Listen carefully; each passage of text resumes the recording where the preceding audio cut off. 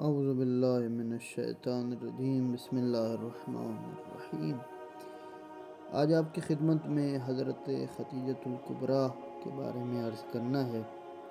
حضرت خدیجہ بنت خویلد یا خدیجۃ الکبریٰ ام المؤمنین کے نام سے مشہور ہیں۔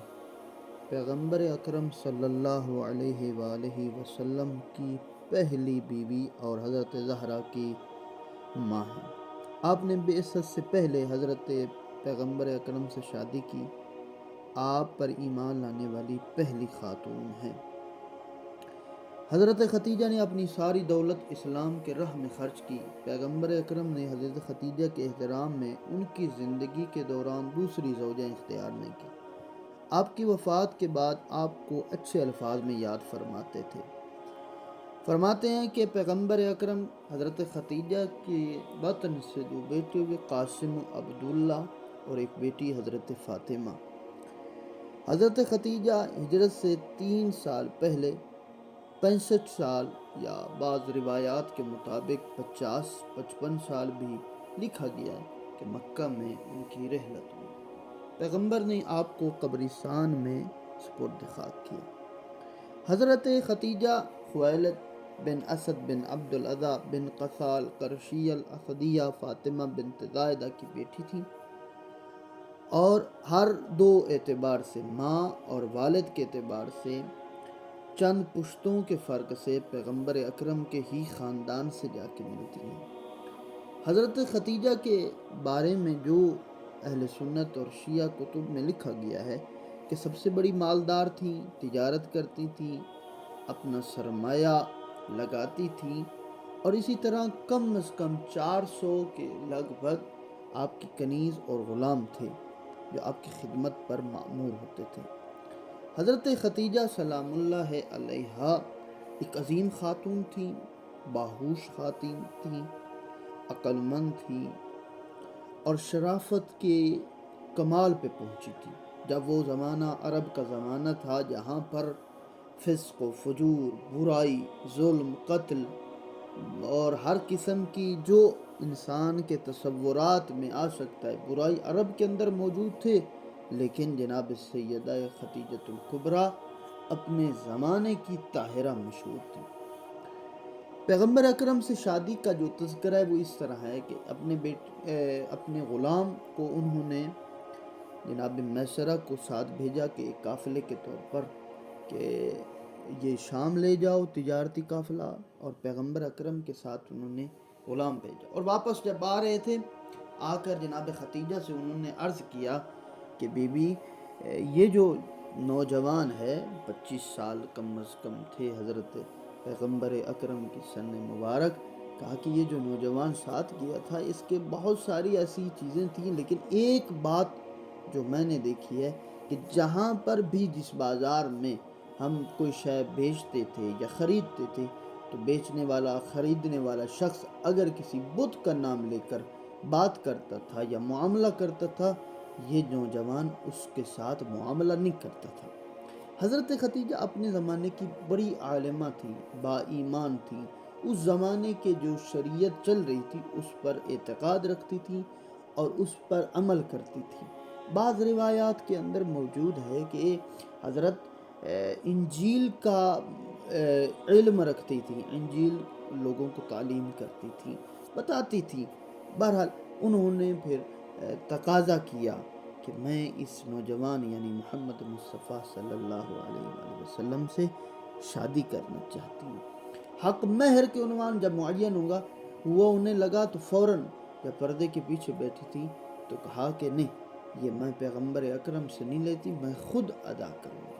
اور پیغمبر اکرم کو اپنے گھر لے گئیں، جہاں ایسا گھر تھا کہ تاریخ میں لکھا، شیعہ سنی علماء نے لکھا ہے کہ مکہ کے اندر سب سے بڑا باعظمت جو جگہ ہے وہ خانہ کعبہ ہے، اور خانہ کعبہ کے بعد باعظمت جگہ وہ حضرت خدیجۃ الکبریٰ کا گھر ہے، جو جہاں پر پیغمبر اکرم خود بی بی رہی ہیں، اور جہاں پر شب ہجرت مولا علی علیہ السلام کو پیغمبر نے وہاں سلایا تھا، جہاں جناب سیدہ کی ولادت ہوئی، جہاں ان کے بیٹوں کی ولادت ہوئی، اور وہ عرصہ 25 سال سے کم لگ بھگ یہ عرصہ جناب خدیجۃ الکبریٰ پیغمبر اکرم کے ساتھ رہی. شادی ہو گئی اور سلسلہ یہ چلنے لگا اور معاشرہ سازی شروع ہوئی. بی بی نے اپنا سارا مال دین اسلام پہ خرچ کر دیا. وہ باعظمت خاتون جس کے کم از کم فرماتے ہیں کہ 80,000 اونٹ بی بی کا جو مال ہوتا تھا مختلف شہروں میں ملکوں میں جاتا تھا اور وہاں سے تجارت کر کے آتے تھے. فرماتے ہیں کہ جناب حضرت خدیجۃ الکبریٰ اسلام پہ خرچ کرنے لگی اور جو کچھ تھا سب کچھ خرچ کر دیا. اور وہ 3 سال جو شیب ابی طالب میں انہوں نے سختی کے دن گزارے، وہ جناب خدیجۃ الکبریٰ جنہوں نے کبھی بھی یہ میں ایسے کہوں کہ جس کے زندگی کے اندر کوئی مشکل نہ تھی، لیکن صرف اسلام کے لیے، صرف رسول اللہ کے لیے انہوں شیب ابی طالب میں 3 سال گزارے. اور وہاں پر ان کو مجبوراً پتے کھانے پڑے اور بیمار پڑ گئیں. اور جناب خدیجۃ الکبریٰ نے اپنی زندگی کے اندر رسول اللہ سے کوئی سی چیز کی تقاضا نہیں کہ ہمیشہ آپ کی خدمت کرتی تھی، کبھی بھی کوئی شے کا تقاضا. اور رسول اللہ بھی اسی طرح ان سے محبت کرتے، ان سے احترام کرتے تھے. ان کی زندگی میں بھی جب بھی رسول اللہ باہر سے تھکے آتے تھے، جیسے خدیجہ کا چہرے کا دیکھتے تھے فوراً ان کی تھکاوٹیں اتر جاتی، فوراً ان کی پریشانیاں ختم ہو جاتی تھیں.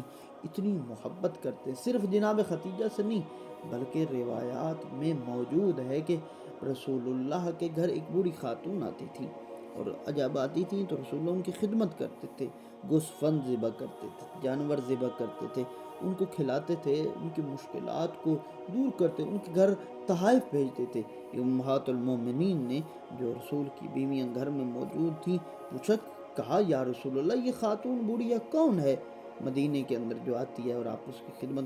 کہا کہ یہ خدیجۃ الکبریٰ کی سہیلی ہے، اس کے ساتھ اٹھتی بیٹھتی تھی، اس کے قریب رہتی تھی، میں خدیجہ کی وجہ سے اس سے اتنا سلوک کرتا ہوں. جناب رسول اللہ نے بھی بڑے ہی عزت و احترام کے ساتھ ان کے ساتھ زندگی گزاری. اور آخری وقت بس آخری یہ چند جملے کہ جناب خدیجۃ الکبریٰ کا مقام و مرتبہ کتنا بلند ہے اور اللہ نے جو ان کو مقام و مرتبہ دیا ہے. فرمایا ایک دفعہ خدیجۃ الکبریٰ کے بارے میں رو رہے تھے، پریشان تھے. امہات المومنین حضرت عائشہ نے کہا کیا ہو گیا ہے یا رسول اللہ؟ ہم نوجوان ہیں، جوان ہیں، ہمارے ساتھ آپ بات کیا کریں، آپ اس بڑھیا کو یاد کرتے رہتے. فوراً رسول اللہ کا چہرہ غضبناک ہوا اور کہا کہ تمہیں کیا پتا خدیجہ کون ہے؟ خدیجہ نے اس وقت میری صداقت کی گواہی جب دی جب لوگ مجھے جھٹلا رہے تھے. خدیجہ نے اس وقت میرے اوپر مال خرچ کیا جب میں فقیر تھا. خدیجہ نے اس وقت میرا ساتھ دیا جب دنیا ساری کی ساری چھوڑ گئی تھی. تو مجھے کہتی ہے کہ میں خدیجہ کو یاد نہ کروں. خدیجہ کا بڑا مقام ہے، اللہ نے 4 عورتوں کا بڑا مقام بلند رکھا ہے، ایک حضرت مریم، ایک حضرت عائشہ، ایک حضرت خدیجۃ الکبریٰ اور ایک حضرت فاطمہ زہرا سلام اللہ علیہ، جن کا مقام بڑا بلند ہے. اور یہ بہترین خاتون ہیں اور بہترین اللہ نے جو اجر دیا ہے ان کے مال خرچ کرنے کا، وہ سب سے افضل بیٹی جو جناب سیدہ فاطمہ زہرا سلام اللہ علیہا کی صورت میں صرف اتنے ہی نہیں بلکہ جس گھر میں رہ رہی ہیں وہاں محمد مصطفیٰ ہیں، وہاں علی مرتضیٰ ہیں، وہاں سیدہ نساء ہیں، وہاں حسن و حسین ہیں. اور ائمہ اہل بیت علیہ السلام نے بھی جہاں کہیں بھی اپنا تعارف کرایا تو وہاں ساتھ یہی کہتے تھے ہم خدیجۃ الکبریٰ کے بیٹے ہیں. امام حسین نے بھی روز عاشور اپنا تعارف کروایا، وہاں پر بھی یہی جملے کہے. اور امام سجاد علیہ السلام نے بھی بازار شام میں جو اپنا تعارف کروایا وہاں پر بھی یہی ارشاد فرمایا کہ میں خدیجۃ الکبریٰ کا بیٹا ہوں. اور بی بی کا آخری جب وقت آیا اور بی بی نے رسول اللہ جب پاس آئے اور کہا کہ اللہ کی طرف سے حضرت جبرائیل آیا ہے اور آپ کو سلام دے رہا ہے، تو اور جبرائیل بھی آپ کو سلام بھیج رہے ہیں، فوراً کہا کہ میرا بھی سلام ہو اس ذات پروردگار کو جو خود سلام ہے، خود سلامتی ہے. اللہ کے رسول نے جب دیکھا کہ جناب خدیجۃ الکبریٰ کے آخری لمحات ہیں، اور قریب آ کے بیٹھے۔ جناب ختیجہ نے کہا یا رسول اللہ ایک بات کہنا چاہتی ہوں، میں ختیجہ جتنا کر سکتی تھی آپ کی خدمت کی، صرف یہی کہنا چاہتا ہوں اگر کوئی کمی رہ گئی ہو مجھ ختیجہ کو معاف کر دیجئے گا۔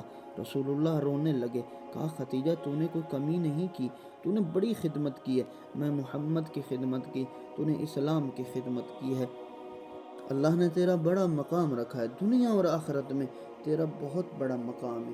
کہا یا رسول اللہ میری پہلی وصیت ہے، میری ایک ہی بیٹی ہے فاطمہ جس کا سن بہت کم ہے، 4-5 سال کی بیٹی تھی اس وقت جناب سیدہ۔